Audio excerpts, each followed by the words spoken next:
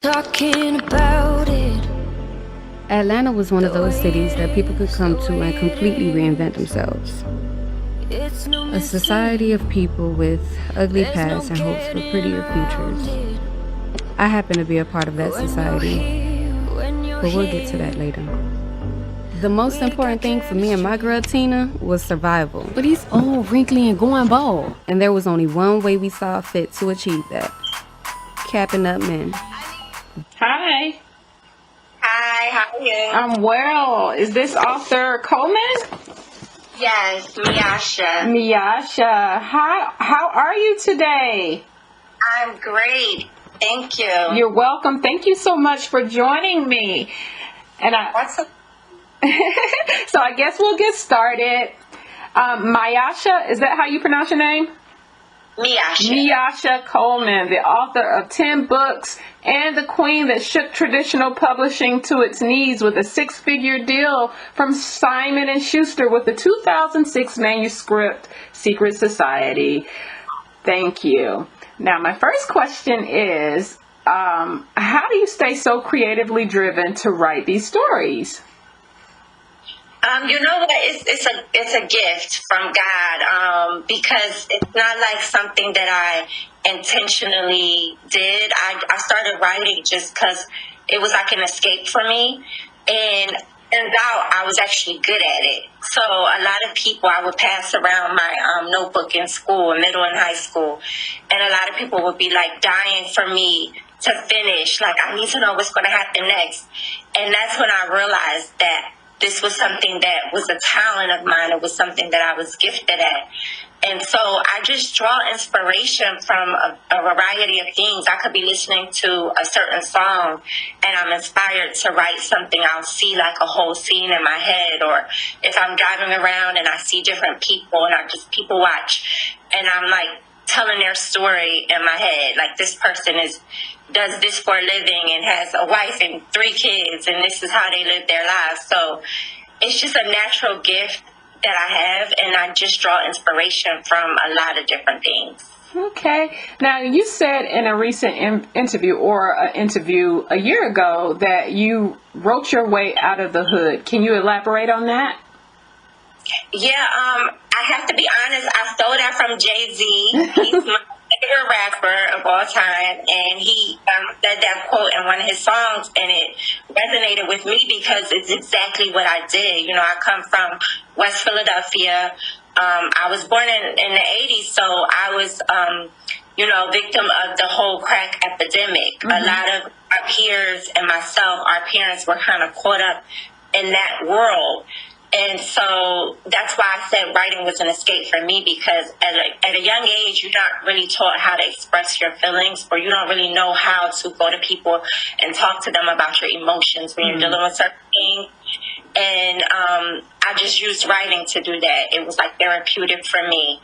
But yeah, so I'm just, I guess it's a passion, but it's also a necessity. You know, because like I said, it is therapeutic. Right. Now, this is interesting and so awesome. You know, definitely since you wrote the book in 2006, you just got green lighted, and your movie 2 is coming out soon. So Simon & Schuster dedicated the month of June as your month.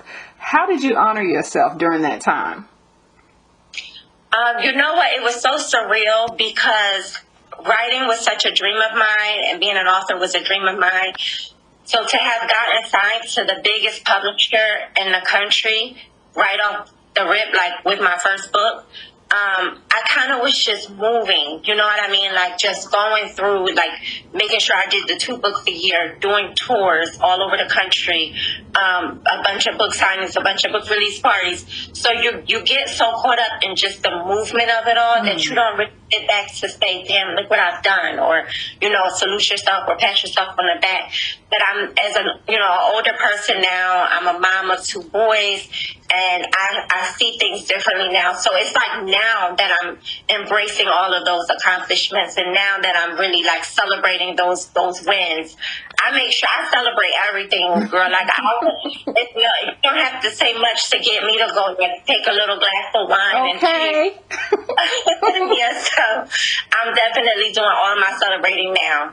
Now, you self-financed the first movie. Is this the same set for the second one as well? Absolutely. I think ownership is very important, and seeing how I was able to do it with part one and the success that part one has gotten, excuse me, I feel like it's the best path for me is to continue to reinvest in myself, to bet on myself, and to, remain the owner of all of my work. Okay. Now, what was the original inspiration to Secret Society leading into Secret Society 2? The inspiration for the story itself, it was a real natural, because when I wrote the book, I never thought about writing a story on the trans community. Growing up where I grew up, that was something that was taboo. I never knew anybody of that community. You never heard anybody talking about that community. But when I wrote the first page of the book, I saw, in my head, this particular man taking these measures on a woman. Mm-hmm. I don't want to give much away just in case people didn't see the movies yet, but I asked myself, what would make that happen? What would make a man do this to two young women? Mm-hmm. And that just popped in my head if he found out, that they were trans. And I said, this story needs to be told because it was something that had never been done before. But then when I spoke to someone, a young lady who's a trans woman, and hearing her story and hearing the things that she had to go through just to live a normal life, it made me feel compassion. It made me feel empathy. And I knew that if it could make me do that, it could make a whole lot of other people who, just like me, never had a conversation with a person of the trans community, never thought about watching or reading anything that dealt with their lives. And so I felt like that could bridge a gap in different societies. And of course, it did that. And with the movie, it did it as well. And so now I just feel, compelled to be an ally. So the inspiration really draws from me wanting to bridge those gaps to make people feel and have empathy and compassion for the trans community. Okay. And once you finished the script, you started filming while still in the pandemic. How did you decide on casting, especially for the set? We have old faces, but we have a lot of new faces as well. Yeah, so the new faces really just came about through auditions. As soon as we posted that we were casting for Secret Society 2, we've gotten an outpouring of people wanting to be in it. And even celebrity people, influencers like Blac, Chyna, Lytes, people like that reaching out, wanting a role. And I had never saw like Blac, Chyna or Lytes act, so I didn't know what to expect. But, the audition process was open to anybody. So when I saw their auditions, they spoke for themselves. Mm-hmm. Blac Chyna just gave me Vicky. Like, she gave Vicky from the time she said one word out her mouth. And Bobby, he came through with different looks on his audition. He had a different look. His emotions and his facial expressions were on point. So it was like he was born to play Gerald. So that's really what it boiled down to me, is just seeing the auditions and making sure that each character appeared to be that character. Like, it felt real. Mm-hmm. I love him. I don't know him personally, but I love him in real life, okay? So the character, like I was saying, like it came so natural for him because he's already a character. Right. So that's why it was a no-brainer. Listen, that was top notch right there. So another thing that's top notch that really stood out to me, and we're deep diving into movie 2, and I know you don't want to give too much away, but the research that the research that you did, even down to the reassignment portion of it, how important was it for you to make that authentic? It was very important because I'm not of the community. I'm telling the story for them, and I have to get it right. It's a responsibility of mine to get it right. So, again, I always believe in using your resources. I'm never afraid to reach out to people and ask questions and let them know what I have going on and get their insight and their input. And that's what I did for part 2. I reached out to a young woman who did get surgery to find out what that's like, what difficulties they still go through even after that. And I make sure those things were accurate in the movie. Yeah, I was like, girl, the whole did what now? But yeah, that was news to me too. And that's it. Again, as a cisgender woman, I would not do the community any service if I did not put those aspects in there, because everybody would just think, oh, they're living life just like any normal born woman, but they're not seeing everything that they have to go through and endure. That's right.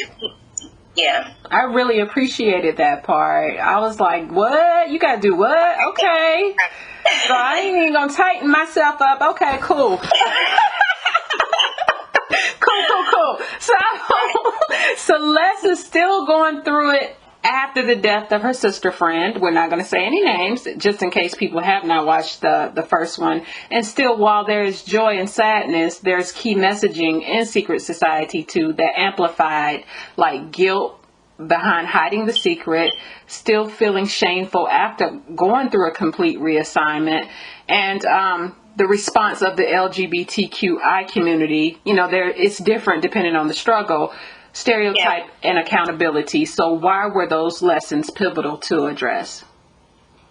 Because when I wrote the books so many years ago, these subjects were still very buried. They were not topical subjects. But now in 2022 and in 2021, when we shot the movie, they are topical. They are, every time we turn around, the news, something is going on within the trans community. And so I wanted to kind of redeem myself from when I wrote the books, where the education wasn't as widespread as it is now. The acceptance wasn't as widespread as it is now. But of course, we still have ways to go. So I came from a place of wanting to re-educate and give more information and more insight in the films, and also wanting to, take us a step further as a society. Like I said, bridging those gaps, bridging those worlds, and allowing people to be more accepting. So I felt like if we, gave those messages in the film, people will walk away with those messages. Not just the people outside of the community, but people inside the community who still feel like they can't be their true selves, and get a lot of backlash because of hiding. So I felt like that would be a good moment for them to feel like, I can do this and I should do this. It'll be beneficial to me and beneficial to the world as a whole if I am true to myself. Period, Pooh. So what next for you, Queen, and where can viewers follow you? Well, what's next is definitely more films and even TV series. I have a ton of books that I would like to, adapt for the film and TV world. But I'm kind of relying on the fans to tell me what exactly will come next, the same way I did with part 2, because I didn't anticipate doing a Secret Society 2. I kind of just felt like the viewers could make up their own minds as to what happened with Celeste and Michael. And if they really wanted the tea, they could read Never Enough, the book. But the fans demanded it. They wanted a part 2. It was do or die. They were going to come for me if I did not give them a part 2. So if they demand a part 3, then that will be what's next for me. And then, of course, like I said, other projects to come. So follow me on Instagram, Miasha Official, Miasha Official. And also follow the movie page, Secret Society Movie. All updates will be there. And make sure you tune in Amazon Prime, July 29th for Secret Society 2 Never Enough. And all over the world, you can watch on Vimeo on demand. Okay, KK. So thank you so much for your time. And speaking from someone who watched the movie, y'all going to want to get into it because it's all that and more. So thank you, Queen. You're welcome. You're the first girl I've seen come in here who looks like me and run a business like these. If you don't mind me asking, what do you do? You want the truth? It's demon time. Told me that these girls was gonna be in this party. That's why I came through stunting on them. My job is crisis management. So if there's a crisis, then I'm a manager. I've been lied to in this business for so long. Get down! What you thought was gonna happen? I didn't think this far ahead. You need to listen to me. He's dangerous and powerful. I gotta fight power with power. What are y'all trying to do to me? People want you dead like they did your friend. I just want to make sure that you're okay. Oh, you're gonna have to kill them all now, baby, bro. Every last one of them. It's still hunting season.